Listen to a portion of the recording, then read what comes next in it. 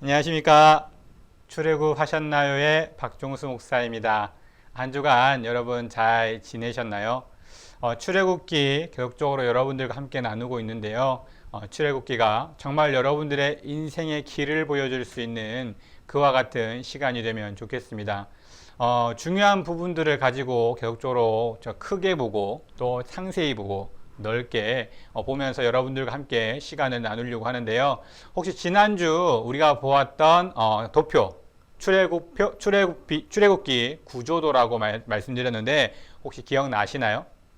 네, 출애굽기 구조도 여기 나와 있는 것처럼 이처럼 칭의, 성화, 그리고 은혜, 믿음의 응답, 그리고 보고, 듣고, 알고, 내려가서 건져내어 인도하여 데려가려 하노라.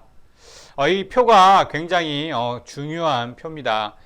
출애굽기를 전체적으로 한눈에 볼 수 있도록 그려놓은 표이기 때문에 여러분들이 잘 보시면 출애굽기 전체 상세한 부분은 아니더라도 그 내용을 쉽게 이해할 수 있고 또 쉽게 이해하면서 또 여러분들에게 또 많은 도움을 줄 수 있을 것입니다. 그래서 이 도표를 잘 기억해 주시고요. 이 도표는 우리가 여러분이 받으신 교재에도 잘 나와 있습니다. 그래서 그 교재 안에도 있으니까 혹여라도 제가 이 글씨가 좀 작거나 빨리 넘어간다고 해서 너무 두려워하지 마시고 또 혹여라도 책 없이 보고 계신 분들은 유튜브로 보고 계시니까 잠깐 정지하셔서 보셔도 괜찮을 것 같습니다. 그런데 준비하면서 이 도표도 굉장히 간략하게 해 놓았다고 했지만 그래도 뭔가 조금 복잡해 보이고 뭔가 어려워 보이는 듯한 느낌이 있지 않을까 하는 생각도 좀 들었습니다. 그래서 여러분들과 함께 구원의 7단계라는 7가지의 단계로 조금 더 간편하게 조금 줄여보고 또 그 내용들을 함께 나누어 보려고 합니다. 구원의 7단계, 이게 바로 7단계인데요. 은혜, 피, 세례, 광야, 시내산, 성막, 현장. 총 7단계로 이루어져 있고요. 그 7단계의 1단계는 11장까지, 2단계는 12장, 그리고 3단계는 13, 14, 4단계는 15, 18장까지, 그리고 5단계는 19에서 24, 6단계는 25에서 40, 마지막 7단계. 은혜, 피, 세례, 그리고 광야, 시내산, 성막, 현장. 어떻게 보면 7단계도 총 3부분으로 나눌 수가 있습니다. 그러한 3부분, 바로 은혜, 피, 세례까지고요. 그 다음에 광야, 시내산, 성막까지, 그리고 마지막은 현장.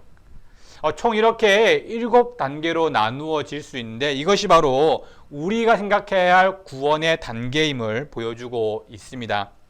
이 시간은 구원의 단계 중에 첫 번째 은혜, 피, 세례까지의 단계를 조금씩 나누어서 보게 될 거고요. 다음 주는 광야부터 현장, 그 위에 성막까지를 보고 그리고 이제는 좀 더 상세하게 그 내용들 하나하나가 어떤 의미를 가지고 있는지 그 의미 속에서 우리가 보아야 할 것이 무엇인지에 대한 이야기들을 함께 나누어 보도록 하겠습니다. 먼저는요, 1장부터 11장까지가 뭐라고 얘기했죠? 은혜입니다. 은혜. 은혜는 하나님께서 우리에게 내려오신 사건입니다. 하나님은 우리에게 은혜를 베풀어 주셨다. 이런 말은 하나님이 우리에게 오셔서 무엇인가 간섭하시고 인도하시고 이끌어 가셨다라는 내용들을 이야기할 때 은혜라고 이야기합니다. 출애굽기에서의 은혜, 하나님이 내려오신 그 사건은 바로 목자를 준비시키신 것이죠. 목자라고 하면 우리가 알고 있는 양을 치는 그와 같은 목자, 그 목자가 아니라 하나님께서 우리를 위해 준비하신 예수 그리스도, 그리고 출애굽기에서는 그 대상이 바로 모세입니다. 하나님께서 말씀하고 계신 이 은혜 가운데 내려오신 그 사건, 그런데 중요한 것은 하나님이 직접 내려오신 것이 아니라 사람을 통해서 일하신다는 것입니다.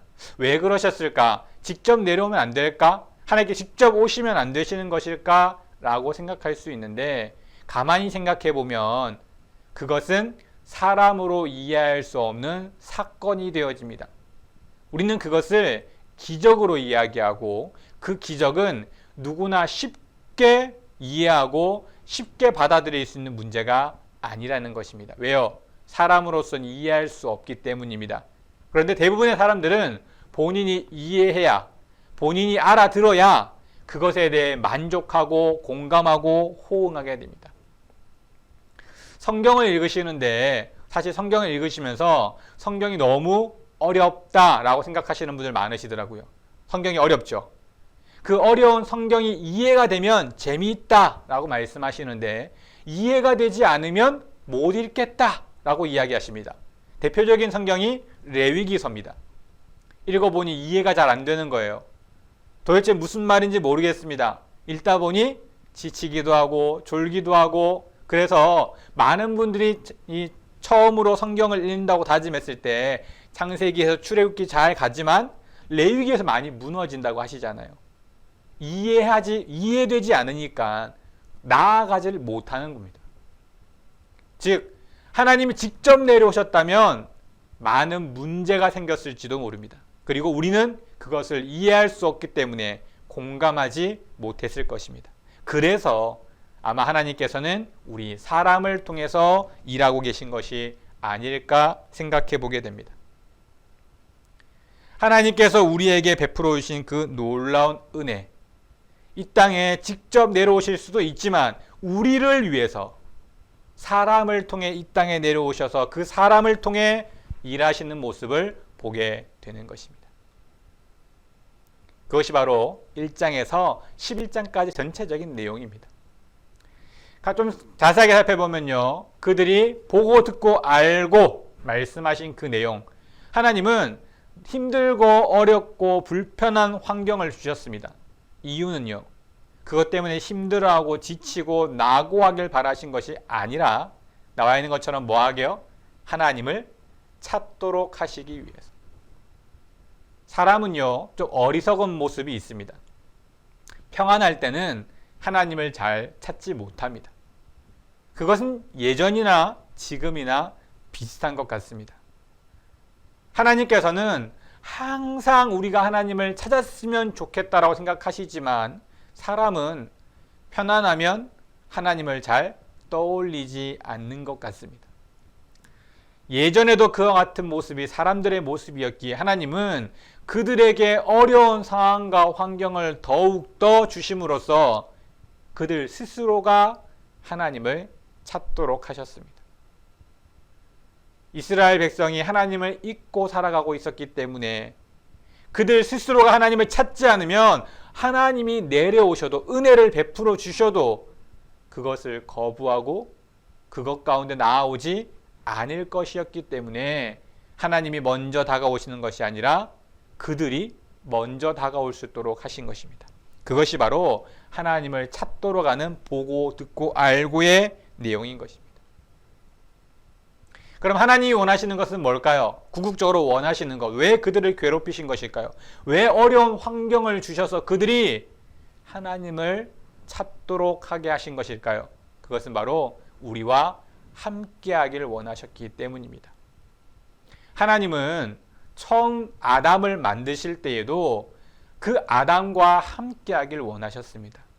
사람이 하나님과 함께 어울리고 어려운 상황과 일들 속에 하나님을 의지하고 하나님이 베풀어 주신 여러 많은 은혜들을 누리면서 더욱더 하나님께로 나아오는 이와 같은 일들을 원하셨어요.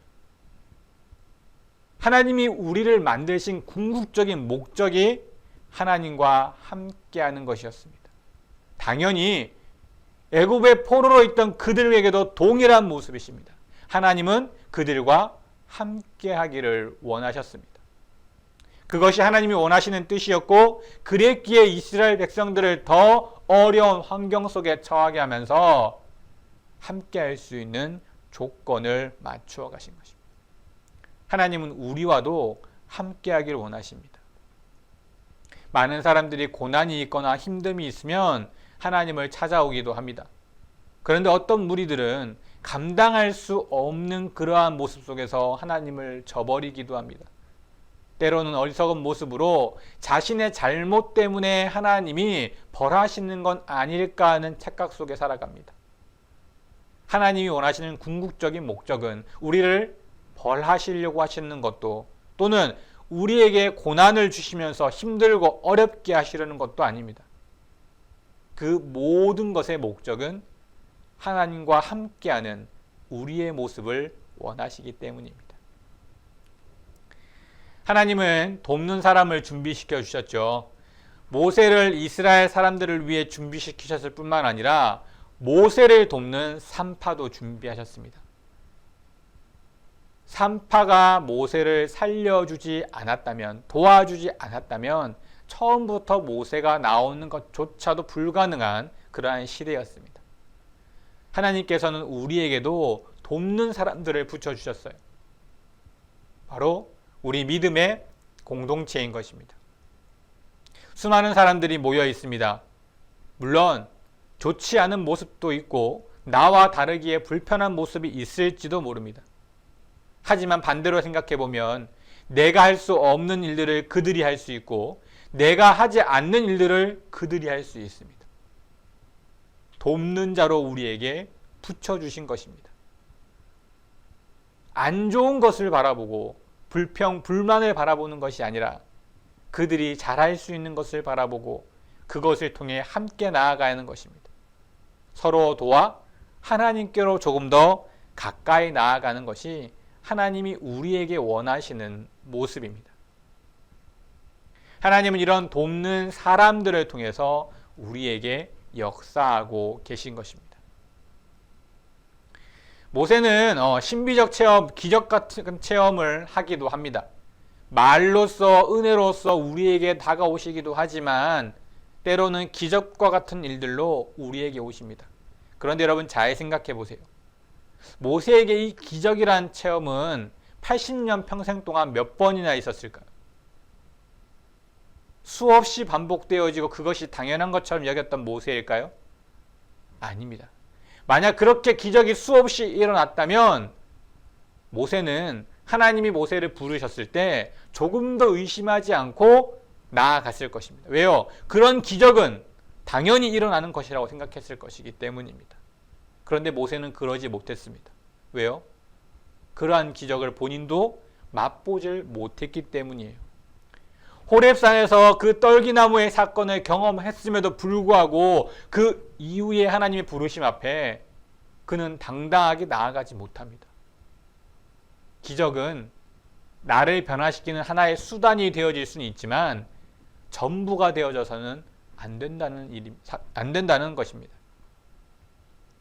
한번 기적을 맛본 사람들이 그 기적에 얽매이는 경우들을 종종 보게 됩니다. 치유의 기적을 맛본 사람들이 또다시 그런 기적을 맛보기 위해서 또 그것만을 향해 나아가는 어리석은 모습을 종종 보게 됩니다. 여러분, 기적은 나를 변화시키는 하나의 수단입니다. 그것이 목적이 되어서는 안 된다는 것입니다. 그 기적을 베푸시는 것도 하나님의 부르심, 즉 하나님과 함께하는 것이 목적인 것입니다. 기적을 바라는 것이 아니라 이미 기적을 맛본 우리들, 하나님의 놀라운 은혜 가운데 거했고 하나님과 함께할 수 있는 것이 기적임을 깨닫고 나아가는 것이 무엇보다 중요합니다. 모세에게 있어서 아까 말씀드렸듯이 이 떨기나무 사건은 하나의 터닝 포인트가 되어집니다. 그 마음의 변화가 일어나기 시작하는 것이죠. 하나님의 임재, 그리고 하나님의 부르심 앞에 다시 한번 스스로를 돌아볼 수 있는 그러한 시간이 되어지는 것입니다.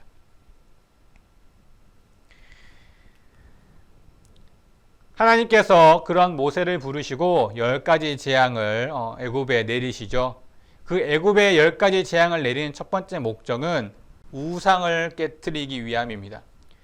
9가지 재앙, 10가지 마지막 재앙을 제외한 이 9가지 재앙은 애굽 사람들이 섬기는 신들이었습니다. 뭐 저런 것까지 섬기냐라고 생각할지 모르지만 여하튼 그 당시 때에는 그들을 섬길 만한 이유가 있었을 것입니다. 그리고 그러한 수많은 우상들 앞에 하나님은 그 우상들, 본인들, 즉 애굽 사람들이 섬기는 그 우상들, 그들이 믿는 신보다 더욱더 능력이 있음을, 그 우상들의 무력함을 드러내시기 위해서 10가지 재앙을 내리신 것입니다. 그리고 이 10가지 재앙을 통해서 단순히 힘만을 나타내신 것이 아니라 메시지가 있었죠. 우상의 무력함을 드러내는 것으로 그치지 않고 어떤 모습요? 유일신. 그 모든 것들은 헛된 것이고 누구만, 나만이 진정한 참된 신임을 그렇게 말씀하기 위해서. 누구에게요? 이스라엘 백성들에게. 왜냐하면 그동안 하나님을 잊고 살았기 때문입니다. 하나님을 이제 더 이상 믿을 수가 없었기 때문입니다. 그런 그들에게 다시 한번 하나님을 믿을 수 있도록, 그들의 생각을 돌이킬 수 있도록 하나님은 자신을 드러내신 것입니다. 그 사건이 바로 10가지 재앙의 사건입니다. 나중에 좀 더 구체적으로 이야기를 나눌 때는 그러한 상세한 부분들 하나하나까지 한번 살펴보려고 합니다. 중요한 사건 하나, 중요한 내용은 하나입니다. 출애굽기 1장부터 11장까지는 하나님이 사람에게 맞춰주셨습니다. 지금 이전까지 제가 말씀드린 10가지 재앙에 있는 내용들까지는 하나님의 은혜로서 전적으로 그들을 향해 하나님이 일방적으로 베풀어 주신 사건이에요. 그런데 12장부터 40장까지는 사람이 이제 하나님께로 나아가는 사건들입니다. 하나님이 은혜를 베풀어 주셨다면 그 은혜에 우리가 응답해야 하는 사건들을 이야기하고 있는 것입니다. 하나님께서는 정말 우리들에게 일방적으로 베푸시는 은혜, 베푸시는 사건이 아니라 쌍방적인 사건을 원하고 계십니다. 무슨 말이냐? 하나님이 일방적으로 사랑하는 짝사랑이 아니라 누구도요? 우리도 하나님을 사랑하는 정말 온전한 사랑을 원하고 계신다는 것입니다. 그래서 1장부터 11장까지는 하나님이 사람에게 베푸셨다면 12장부터 40장까지는 사람이 하나님께 응답하는 이와 같은 일들을 하나님은 기대하고 계신 것입니다. 우리가 주목해야 할 것은 바로 12장부터 40장의 내용이 되는 것이죠. 왜요? 1장부터 11장까지의 내용은 우리도 잘 알고 있습니다. 그런데 중요한 것은 거기에 만족하고 그 이후로 나아가지 않는 모습이 우리에게 있기 때문입니다. 하나님은 우리에게 새로운 시작을 원하고 계세요. 새로운 시작. 그 새로운 시작이 뭐죠? 이스라엘 사람들에게는 출애굽하여 누구를요? 하나님만을 예배하는 그와 같은 모습을 원하고 계십니다. 우리들에게는요. 세상에서 구원받아 하나님의 자녀가 된 우리가 세상의 법과 세상의 가치관, 세상의 것으로 살아가는 것이 아니라 누구를 바라봐야죠? 하나님만을 바라보는 삶으로 새로운 시작을 하길 원하시는 것입니다. 섞이는 것이 아니에요. 세상에 있으면서 하나님의 것을 반반 뭔가 섞어가는 삶을 원하시는 것이 아니라 새로운 시작입니다.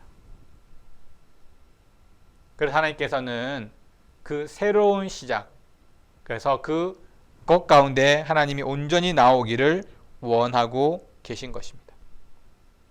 즉 BC와 AD가 완전히 구분되기를 원하시는 거예요. 예수님의 탄생의 시작으로 BC, AD와 완전히 바뀌는 것처럼 우리의 삶에서도 예수님을 통해 구원받은 우리의 삶이 BC와 AD로 완전히 나뉘기를 원하시는 것입니다. 그래서 양을 잡으라, 그 피를 문설주에 발라라 라고 이야기하고 계시죠. 양을 잡는 그와 같은 행위로 우리의 그러한 새로운 시작을 보여주라는 것입니다. 그리고 그 피를 문설주와 임방에 바르라는 것은 그 예수 그리스도의 피 안에 있을 때 우리가 온전한 보호하심, 하나님의 온전한 인도하심을 받을 수 있다라고 이야기하고 있는 것입니다. 우리의 삶은 세상 가운데 나아가는 삶이 아니라는 것을 기억해야 합니다. 우리의 삶은 하나님께로 온전히 나아가는 삶이며 하나님과 함께 있을 때, 그 안에 있을 때 하나님의 보호하심과 하나님의 인도하심 가운데 새로운 삶을 살아갈 수가 있는 것입니다. 이 땅에서 우리의 삶을 나그네라고 이야기합니다. 이스라엘 사람들은 옷 한 벌 그냥 걸치고 무작정 그곳을 나오게 됩니다. 왜요? 그곳은 그들이 있어야 할 곳이 아니기 때문입니다. 광야는 그들이 거쳐가는 장소이기 때문입니다. 즉, 이 땅에서의 삶은 내가 거할 곳이 아닌 거예요. 아무리 이곳이 좋다고 할지라도 이곳에 초막셋을 지어 나의 거처, 나의 장소로 삼아서는 안 된다는 것입니다. 내가 있어야 할 곳은 가나안 땅, 그 약속의 땅. 우리가 있어야 할 곳은 하나님이 우리에게 허락하신 하나님의 나라, 그곳이기 때문입니다. 우리는 이 땅에서의 삶을 나그네의 삶으로 살아가야 하는 것입니다. 13장 이제 6월절을 통해서 본격적으로 우리의 삶을 하나님 앞에 고백하는 장면이 나옵니다. 초태생, 으뜸을 드리는 건 뭐죠? 장자, 그 첫 것을 내어드리는 것인데요. 이것은 바로 우리의 삶이 온전히 하나님을 최우선순위로 삼아야 한다는 성부에 대한 원칙입니다. 우리의 삶의 우선순위는 하나님이시라는 것이죠. 내 모든 일들의 우선순위는 하나님을 위해 일하는 것입니다. 내가 어디에 있든지 무엇을 하든지 있는 그곳에서 내 하는 일을 통해서 하나님께 영광 돌리고자 하는 내 마음, 그것이 가장 우선시 되어져야 한다는 것입니다. 그것이 우리 삶의 고백이 되어져야 하는 것입니다. 어떻게 하면 내가 있는 자리에서 하나님을 드러낼 수 있을까? 어떻게 하면 내가 있는 자리에서 하나님의 사랑과 은혜를 보여줄 수 있을까? 하나님을 전할 수 있을까? 이러한 고민, 이러한 삶의 모습이 우리에게 있어야 한다는 것이죠. 두 번째는 무교절을 지켜라입니다.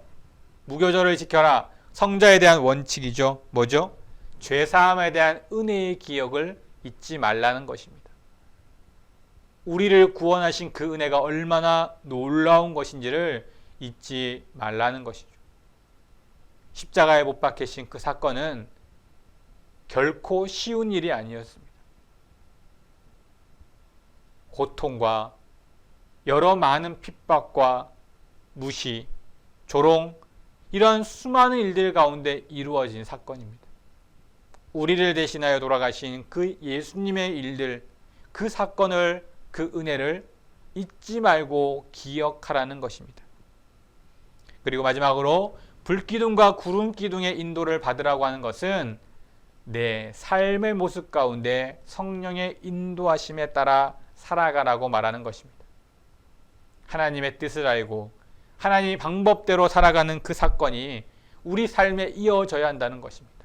성령의 인도하심, 그 이끄심, 그것 가운데 나아가야 한다라고 이야기하고 있는 것입니다. 그리고 14장에는 홍해를 건너는 사건이 벌어집니다. 이 홍해의 사건은 단순한 기적이 아닙니다. 단순한 모습이 아니에요. 이 홍해를 세례와 비교하고 있습니다.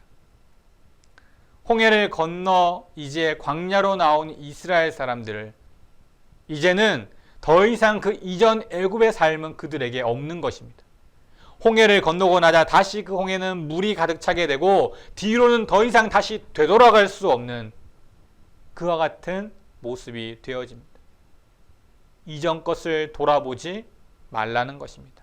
새로운 피조물이 되었다는 사실을 기억하라는 것입니다. 세례는 이전의 나의 모습, 하나님을 알기 이전의 내 모습을 버리는 것입니다. 그리고 하나님의 자녀로서 새롭게 거듭나는 새로운 시작을 알리는 사건입니다. 세례를 받으실 때 그와 같은 마음이 있어야 할 것입니다. 단순히 행사적인 그러한 모습이 아니라 이제 이전 것은 버려야 하는구나. 이제 하나님의 자녀로서 새로운 시작, 새로운 출발이 필요하구나. 그것을 기억하고 그것을 떠올리며 세례를 준비하신다면 더 큰 의미가 있게 될 것입니다. 오늘 여러분들과 함께 7단계 중에 총 3단계를 함께 나누었습니다. 은혜, 피, 세례. 그리고 마지막 광야 신해산 성막과 현장은 다음 주에 함께 나눠보게 될 텐데요. 이렇게 출애굽의 사건이 우리에게 얼마나 큰 의미가 있는지 지금 내 삶과 지금 이 땅의 모습과 이 일들을 잘 나누어서 생각해 보면 여러분들에게 정말 큰 의미가 있는 그와 같은 사건이 되어질 줄 믿습니다. 여러분 스스로가 새롭게 변화되고자 하는 마음, 또 그 마음을 통해서 하나님 앞에 온전히 나아갈 수 있는 그런 여러분들의 모습, 그리고 그것이 여러분들의 삶에 놀라운 은혜가 되어지면 좋겠습니다. 한 주 동안 정말 나는 이전 것을 버리고 새로운 삶으로 살아가고 있는지를 고민해 보시면 좋겠습니다. 그래서 정말 내가 하나님께로 더욱더 가까이 하나님을 만나고자 하는 그 마음과 함께하고자 하는 그 마음으로 나아가는 한 주가 되셨으면 좋겠습니다. 오늘의 키워드는요, 여러분 총 7단계 중에 제가 오늘은 3단계까지만 여러분들과 함께 나누었다라고 말씀드렸습니다. 여러분 보시고 계신 교재에도 잘 나와 있으니까요. 하나, 둘, 셋. 네, 그 3단계, 3번째 단계 마지막 힌트는 지금 여러분들 보고 계시네요. 그 3단계 여러분들 적어주시는 것이 키워드입니다. 여러분 한 주 동안 또 승리하시고 또 한 주 동안 귀한 은혜가 있는 여러분들이 되셨으면 좋겠습니다. 출애굽기를 알면 인생이 보인다. 박정수 목사였습니다. 감사합니다.